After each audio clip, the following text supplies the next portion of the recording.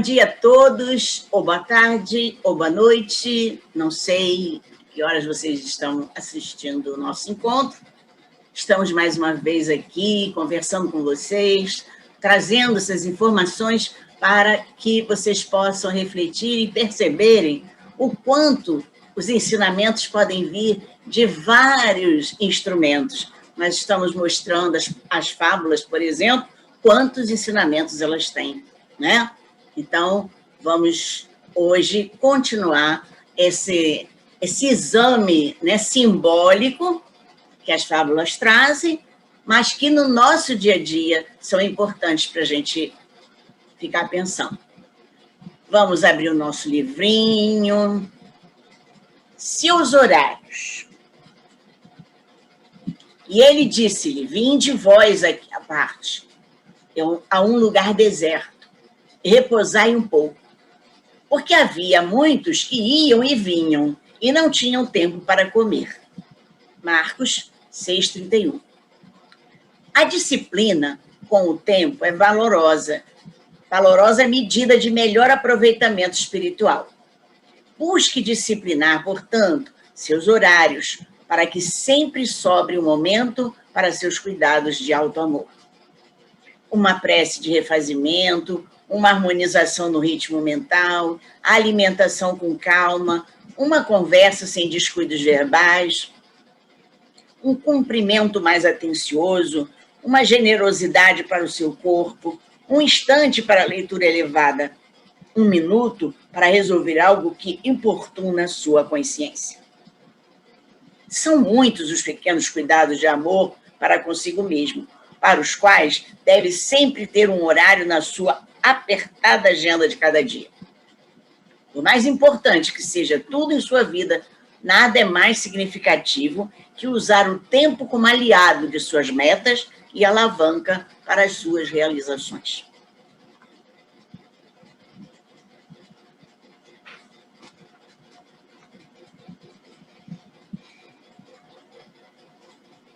Vamos mais uma vez agradecer aos guias e mentores espirituais, a todos os guias da casa que nos permitem estar aqui mais uma vez, levando mais uma gotinha de sabedoria para que cada um de nós possa levar no dia a dia esse conhecimento e aplicar para que o nosso conhecimento, nosso amadurecimento se fortaleça cada vez mais.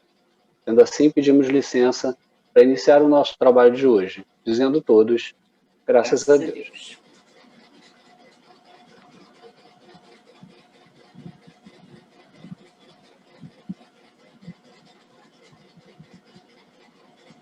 Vamos ver qual é o nosso artigo hoje, né?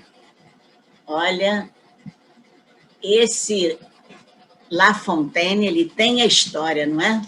Tem história. Hoje nós vamos mais um passo nas fábulas. Hamed escreveu sobre plágio. Há quem se reveste da personalidade de outrem ou a assume para se ocultar, dissimular ou encobrir a própria identidade. Mascara-se ou se maquia para alterar algo ou manter em segredo uma realidade que quer resguardar.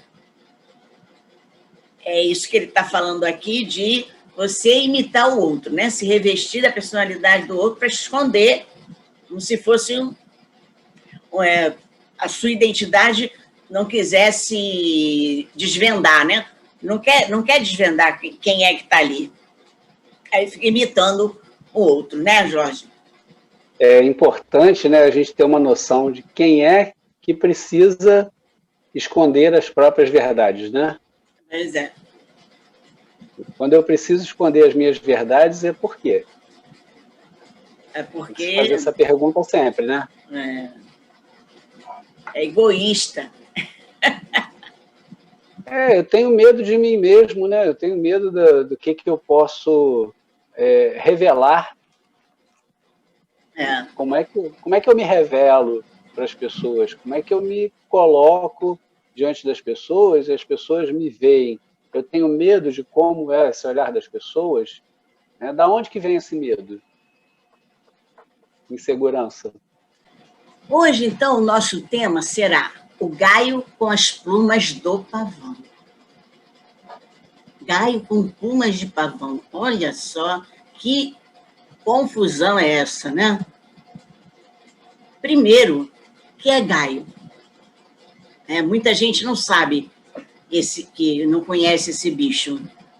É uma grande ave dos bosques com cauda comprida, asas arredondadas, plumagem muito característica.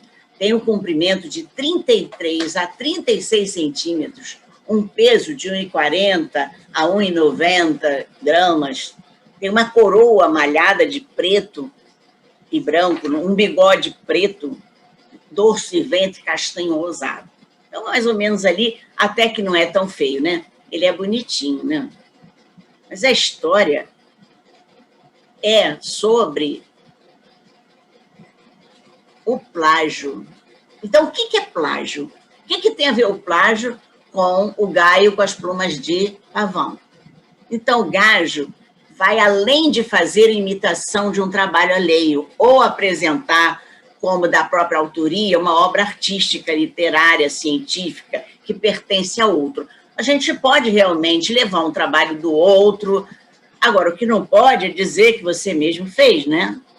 Então, pode ser interpretado psicologicamente como uma atitude íntima que se opera na casa mental, além dos limites da percepção consciente.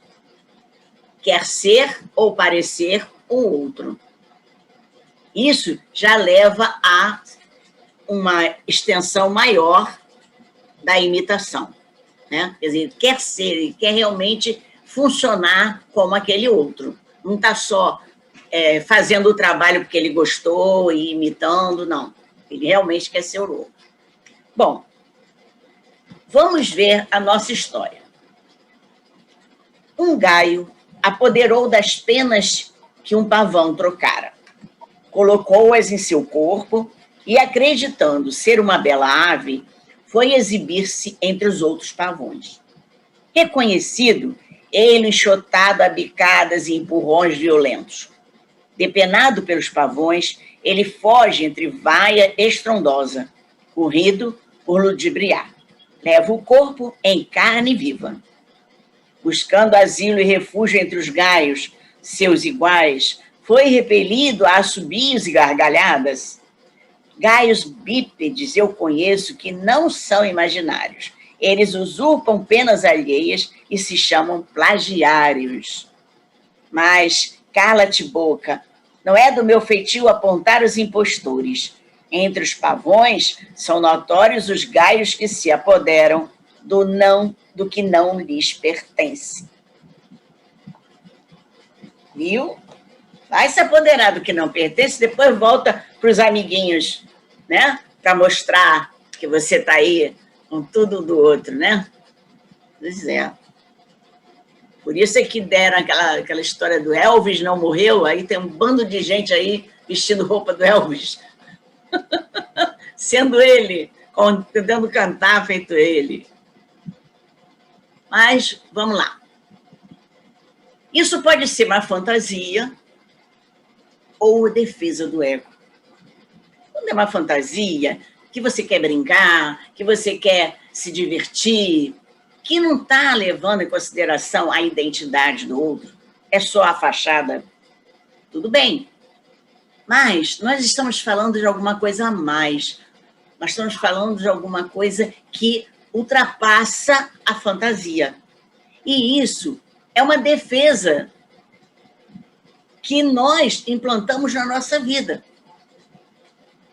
Proporciona uma satisfação ilusória. Os desejos que não são realizados, a gente aí começa a satisfazer com a identidade do outro. O inconsciente cria uma satisfação substituta, que supostamente supre a realidade. Então, ele vai lá, pessoa, Ctrl-C, Ctrl-V em mim, né? É assim. Né? Quantas pessoas estão aí imitando umas às outras. Não é isso, Jorge? Pois é, a questão da imitação é até, de certa forma, natural, porque a gente aprende muito por imitação. A gente vê os outros fazendo, experimenta, o que é interessante a gente copia, né? Adequa para as nossas necessidades, o que não é interessante a gente modifica, ou não copia, ou descarta. Mas o que ele está falando aí é uma questão muito mais profunda, é uma questão de personalidade. Sim. Né? Aonde o sujeito é insatisfeito consigo mesmo, sim, não consegue suportar a própria realidade de ser o que é, então ele começa a criar uma nova persona, uma máscara, uma imagem como ele gostaria de ser visto pelos outros, que na realidade não vai se sustentar por muito tempo, como na história acontece, né? Que os pavões enxotam e não o aceitam, porque identificam que ele não é o pavão. Né? E também deixou de ser Gaia, né?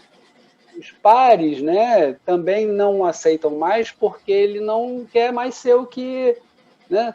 Então, a gente depende muito desse grupo social para poder ter uma autoestima. Né? A gente vive em sociedade, nós somos gregários e nós prescindimos dessa necessidade de correspondência. Então, você vê, os jovens, né? Os jovens formam grupos, formam identidades de grupo, né? E isso é importante, porque formam uma personalidade a partir dali.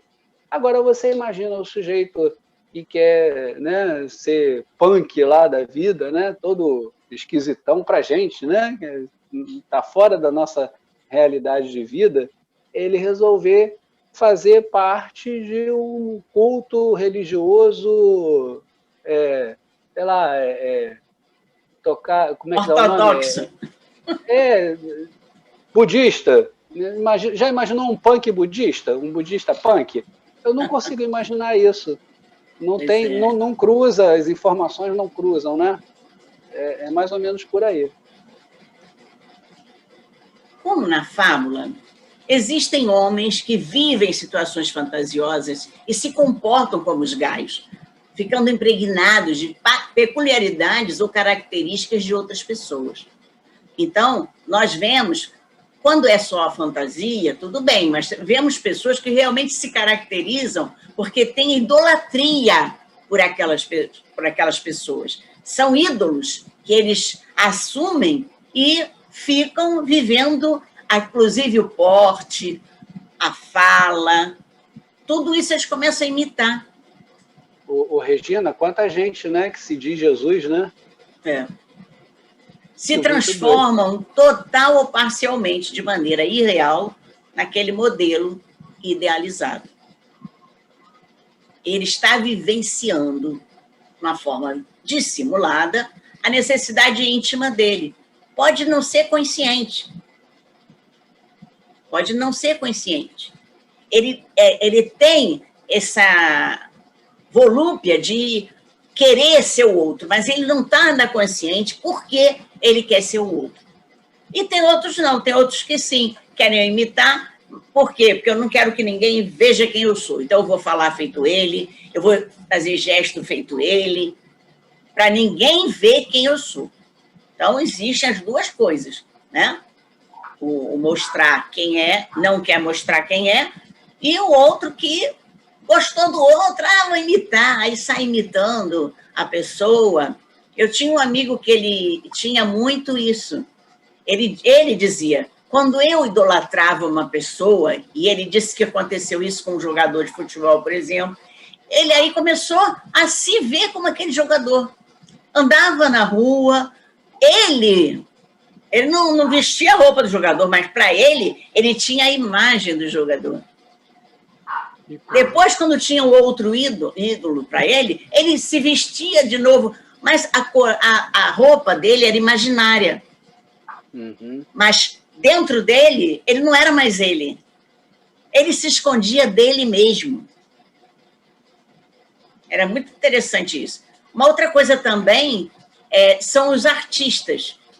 Quando o artista faz um papel muito forte numa novela, eu já escutei vários depoimentos, eles ficam tendo que treinar depois a saída. daquele papel, porque ficam contaminados. E eles começam a trabalhar a volta, o retorno da identidade. Porque eles trabalham incessantemente para fazer aquele papel. Então, aquele papel tem aquela cara, tem aquela fala, tem aquele trejeito. E aí eles dizem assim, eu estou fazendo o trejeito lá do meu personagem. Isso que você está dizendo é importantíssimo, porque denota como nós construímos a nossa identidade. Não é? Às vezes as coisas são sutis, não é? Às vezes a gente vê a pessoa muda de um estado para o outro, sai do Rio de Janeiro, vai morar em São Paulo, ou em Minas, ou no Rio Grande do Sul, e quando se vê, se pega falando da forma, né? O ai, com um R diferente. Pega o sotaque, né? De uma forma, de uma maneira que nem se dá conta, mas acaba internalizando características que não são dele, né? Que são do meio, e acaba internalizando isso. Isso principalmente criança. Criança absorve muito rápido. Muito rápido, Ela vem falando. Eu vim do Nordeste cantando, falando palavras de lá. Mas eu não estava sentindo, porque lá eu ainda falava feito carioca. Para eles, eu ainda falava feito carioca. Eu ficava chiando. Aí, quando eu cheguei aqui, todo mundo... E aí, olha só a nordestina. É isso. Então, no final, nem eu era carioca, nem eu era nordestina. Eu estava igual o Gaio, no meio do caminho. Mais ou menos, né? Porque isso, na verdade, é uma busca natural pela nossa necessidade, de estar dentro do grupo, de estar dentro daquela coletividade, de estar dentro da essência daquele lugar e daquele momento onde a gente está inserido. Então, se a gente fica muito tempo ali, a gente acaba absorvendo realmente essas características de forma natural. Sim. A gente nem percebe, nem se dá conta. Mas o que a gente tem que perceber e se dar conta mesmo é dessa forma não natural e não espontânea que produz na gente a necessidade de esconder a nossa personalidade. Então, vamos falar mais um pouco disso. Por que acontece isso? Muitos de nós deixamos de viver de uma forma saudável, porque ficamos idealizando um futuro que é ilusório. Baseamos a vida em ideias sem consistência, sem fundamento reais. Então, quando eu vou criando minha ilusão do meu futuro, o que acontece? Eu fico esperando aceitação social. Então, esperar aceitação social na Terra é ilusão. A esperança de agradar a maioria das criaturas é ilusão. Então, eu fico mudando o meu projeto, mudando as minhas ideias em função daquilo que eu quero que seja a realidade. Então, por isso ele diz que é sem consistência, sem um fundamento. Porque eu quero só aceitação, eu quero agradar a maioria. E aí a gente começa a rechear a mente de teorias, de ideias inacessíveis, admiráveis palavras. Você começa a falar até a palavra cheia, aquela palavra bem complicada do outro, que é para aprender, que é para apresentar para a sociedade. E aí, em vez da gente intensificar o que nós temos de melhor na vida prática, não, a gente fica mostrando aquelas palavras difíceis que eu escutei lá na palestra do Divaldo Franco, na palestra não sei de quem, aí eu fico falando bonito e todo mundo pensa que realmente eu sou aquela pessoa, que sei aquela coisa toda. Mas essas ideias não têm acessibilidade para mim. Eu estou criando aquilo ali, mas eu, na verdade, não estou andando no meu caminho. Eu estou andando num caminho do outro. Só vive, de fato, a partir da própria realidade. Nós precisamos entender isso. Só se vive a partir da própria realidade. Por fora, podemos viver contemporizando com todos, mas por dentro, só escutando o Deus em nós. Quer dizer, nós precisamos, sim, ter algumas personas que estão acontecendo em cada lugar, sem precisar mudar o nosso interior, sem precisar mudar a nossa essência. Nós vimos a história da mulher que se transformou, do gato que se transformou em mulher. Quando viu o rato, estava lá, porque a realidade que ela foi colocada não era dela. E a essência dela, ela não... É claro, o gato não conhecia a essência dele, mas o dono do gato conhecia e quis transformar essa essência para agradar a ele. Então, ele fez isso, ele transformou o gato numa pessoa que ele queria, ele idealizava. E isso faz com que percamos a essência do outro. O ser humano faz isso, porque o gato não podia reclamar, mas o ser humano pode começar a se questionar. Por que eu estou querendo viver dessa forma? Por que eu estou andando feito aquela pessoa? Por que eu estou falando feito aquela pessoa? Então, a gente tem que questionar isso. Senão, não vai viver de uma forma saudável. Né, Jorge? Pois é, né? E aí a gente vê a questão do Gaio, que representa o deslocamento do eu desse tempo real, do aqui e agora, em função de um tempo imaginário, de um espaço imaginário. Então, eu começo a construir uma espécie de um teatro, eu arquiteto, eu construo uma cena, uma imagem, né?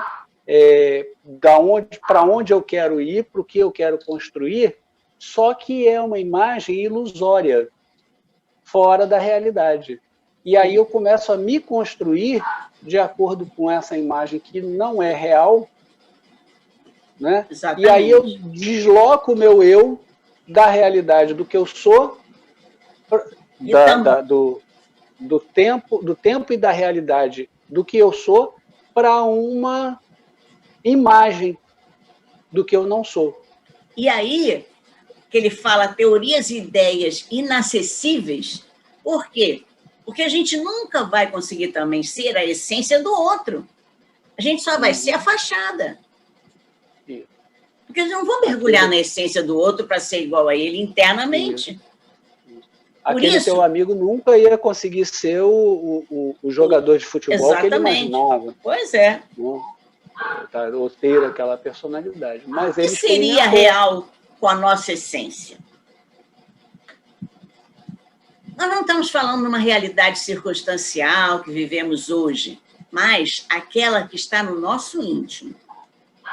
Esta se encontra além dos eventos do dia a dia, além de todas as ocorrências externas. Essa é realmente a realidade que não é só circunstancial, é uma realidade que está conosco todos os dias. Nós só produzimos a partir dos frutos oriundos do nosso coração. Se nós realmente temos na nossa essência aqueles instrumentos para contribuir com aquela ação, ele vem. Agora, eu não tenho o que o outro tem. Então, se eu vou construir uma casa, eu vou construir com aquilo que vem do meu coração. Eu não vou conseguir construir com a casa, com o coração do outro. Então, eu não vou conseguir ir lá na essência do outro. Por isso, a gente tem que viver com o que está no nosso íntimo. Jesus disse a respeito das aparências: toda árvore boa dá bons frutos, porém a árvore má dá maus frutos. Logo, pelos seus frutos os conhecereis. Isso é muito claro, né? Quando a gente vê alguém fazendo alguma coisa meio forçada, a gente já vê, ó, está imitando, puxa, está falando igual. Quantos oradores espíritas imitam uns aos outros? A gente vê O cara está querendo imitar fulano de tal. Pois é, essa questão de conhecer-se é importante nesse aspecto, né, do autoconhecimento e do confronto das suas virtudes e dos seus defeitos dentro da realidade, não das circunstâncias específicas, porque é aí que se revelam os bons frutos, as árvores de bons frutos ou de maus frutos, não é? As bons frutos são aquelas que sabem as suas limitações, aquelas que sabem até onde podem alcançar, sabem onde podem pisar, né? O que pode abraçar, a oferecer. As de mau frutos querem oferecer tudo a todos, né? E o que não são, o que não pode ser. Então, a essência desse real, a essência real é a essência do meu autoconhecimento. Eu me conheço, sei quais são as minhas limitações, e eu ando de acordo com isso.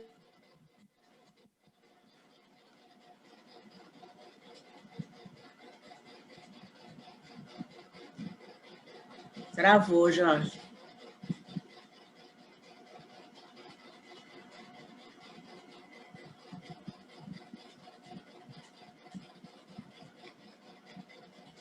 Bom, vamos continuar então. Qual é o papel dos seres na natureza? Todo mundo tem um papel na natureza? Claro que tem, né? Os gaios são tão importantes como os pavões. Na coletividade humana, cada um de nós tem sua própria importância. É chamado a cooperar de modo singular no concerto da vida. Veja bem, cooperar de modo singular. Ele vai cooperar como ele sabe, com o coração dele, e não com o coração do outro. E não cooperar olhando o que o outro está fazendo, eu vou imitar. Que ele não tem nada no coração para ceder. Então, nós vemos na natureza que realmente toda a natureza ela é mantida por essa integração de todos os seres, das plantas, dos animais, dos homens e dos espíritos também invisíveis, né? Então, é todo um conjunto de cooperação que nós vemos na natureza. E o homem é o que tem que realmente ter mais bom senso, porque ele tem a razão. E normalmente não é o que tem menos, né? Pois é. Então, não adianta nada máscara, não adianta nada aparência só igual ao do outro, porque nós só seremos apreciados pelas nossas reais intenções e as atitudes interiores. Não adianta. Se você falar uma coisa que não é sua, todo mundo vai dizer, ela não está falando igual ela, não. Quem conhece você sabe exatamente quando você está falando que não é você. Aí a pessoa diz, mas você não está falando feito você. O que está acontecendo com você? São os seus pares. Não é? Pois é. É, os pares, são os outros gaios. Exatamente. É importante isso que você colocou ali no início, Regina, porque desperta na gente esse olhar da construção dos indivíduos dentro do coletivo. Cada um fazendo a sua parte, cada um sendo o que é, né, constitui essa trama, né, em que cada um faz o seu pedaço e o todo se completa. Se eu não faço a minha parte, ou se eu falseio ser o que eu não sou, eu estou criando uma lacuna. Sim. Eu estou deixando um espaço vazio. Então, nós só seremos conhecidos por nossas atitudes reais, aquela que é nossa. Porque aí você vai estar espontâneo, você vai estar leve, você vai fazer com alegria. É seu. É seu. Você cria. Você nunca vai fazer a mesma coisa do mesmo jeito. Por mais que você diga a mesma frase, você vai dizer a mesma frase de outra maneira. Agora, se você quer imitar o outro, você tem que fazer uma força danada para não errar, para imitar direitinho. Então, isso fica falso. pessoa apresenta essa falsidade. Moral da história é que não seremos só respeitados pela aparência, mas, além disso, pela capacidade de criação, de interação social, de produção. Então, tá certo, eu quero mudar minha aparência para ser respeitado, para agradar todo mundo, mas eu não faço nada. Eu não consigo interagir socialmente. Eu não produzo nada na vida. Então, você quer respeito por quê? Só porque você está vestido de um guru qualquer aí? Não. Nossa individualidade. Qual é a minha utilidade, né? Qual é a minha utilidade para o todo? Estou sendo útil? Exatamente. Nossa individualidade é transcendental em desenvolvimento. Então, temos que dedicar a essa evolução, a evolução em nossa essência, é a nossa singularidade. Então, é isso que eu tenho que me dedicar. Buscar as coisas que são permanentes, que eu vou levar na minha transcendência. Isso é a formação da minha individualidade. Eu não vou formar uma individualidade com a essência do outro. O que pode acontecer é que você fica só na circunstância momentânea e você não leva nada, não evolui, não deixa nada na vida, porque não constrói nada. Esse ponto é legal, que toca num assunto que a gente já falou aqui de algumas vezes, que era a inteligência espiritual, né? Sim. Onde eu estou, para onde eu vou e o que eu construo nesse caminho. Porque justamente a inteligência espiritual é quando se chega nessa transcendência. E eu tenho que caminhar para ela, mas eu tenho que caminhar de dentro para fora, não é de fora para dentro. Isso aí. Né? É um movimento de expansão. Isso. Então, a gente precisa vivenciar as nossas experiências, ter nossos próprios insights. Aí nós podemos adubar nossas sementes internas e elas vão crescer dentro do nosso ritmo. Serão produtos reais, nossos. E aí a gente vai mostrar, claro, né? Se dá fruto bom, né? A gente é boa. Se der fruto ruim, é ruim. Agora, eu não posso esconder. Eu já sei que meu fruto é ruim, então eu vou esconder, vou imitar lá, o professor, porque eu já sei que eu não sei fazer nada. Não adianta. Vai chegar um momento em que todo mundo vai pegar o seu fruto e dizer assim, olha, você está fora. Não adianta isso. E eu trouxe a figura que mostra essa transcendência. Aqui é a integração de tudo. Está integrando planta, homem, natureza toda. Nós estamos sempre todos interligados. E essa é a figura que leva à ideia de que a conexão do homem com o universo é exatamente a mesma conexão da planta, do animal, só que nós vamos além. Nós temos essa aura que podemos desenvolver, esse brilho que podemos alimentar com as boas sementes.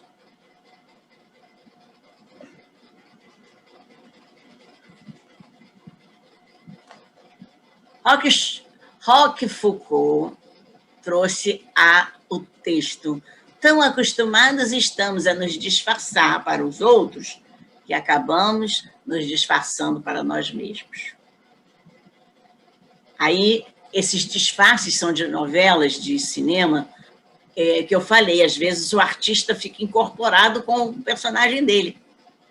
E aí ele fica a vida inteira, né, querendo tirar esse personagem de fora, mas se agradou, ele deixa um pouquinho, né?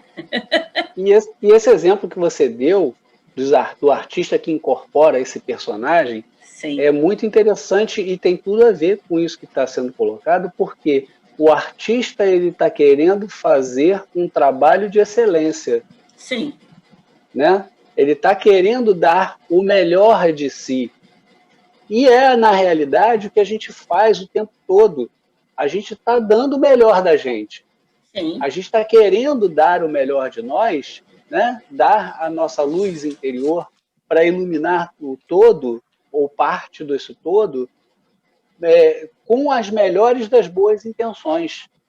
Então, a reflexão que fica é: que luz é essa que eu quero expandir? Que luz é essa que eu quero, né, iluminar?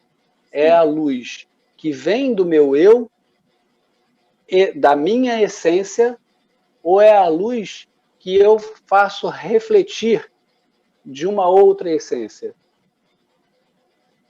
Porque aí, aqueles holofotes que estão ali, a gente está vendo os holofotes em cima da gente, são todos imaginários. São luzes dos outros. Exatamente. É claro que nós também vamos iluminar, vai ajudar aqueles que estão na escuridão, tudo bem. Mas nós estamos produzindo, a nossa identidade está ali produzindo. Está deixando legado. E com a consciência, né, voltando ao que você colocou na prancha anterior, que é isso, cada vez que a gente faz, você falou muito bem, cada vez que a gente faz diferente. Isso. Cada experiência que a gente revive, a gente dá uma resposta diferente. Mas essa resposta diferente tem a tendência sempre de ser uma resposta melhor, mais madura, mais consciente. Não é isso? Sim. Tende a ser uma resposta mais consistente do que a primeira resposta, do que a primeira vez. Então, é importante que a gente tenha sempre em mente que, se a gente precisar reviver alguma situação que, num primeiro momento, deixou a gente constrangido consigo mesmo, né? Enfraquecido emocionalmente, né? Que a gente possa reavaliar isso, ressignificar e dar uma resposta melhor. O Evangelho também traz essa reflexão. No capítulo 21, haverá falsos cristos e falsos profetas. O primeiro item é exatamente trazendo essa reflexão. A árvore que produz maus frutos não é boa, e a árvore que produz bons frutos não é má. Porquanto, cada árvore se conhece pelo seu próprio fruto. Não se colhem figos nos espinheiros, nem cachos de uvas nas sarças. O homem de bem tira boas coisas do bom tesouro do seu coração. O mal tira mais do mau tesouro do seu coração. Porquanto a boca fala do que está cheio o coração. A boca fala do que está cheio o coração. Que coisa importante isso, né?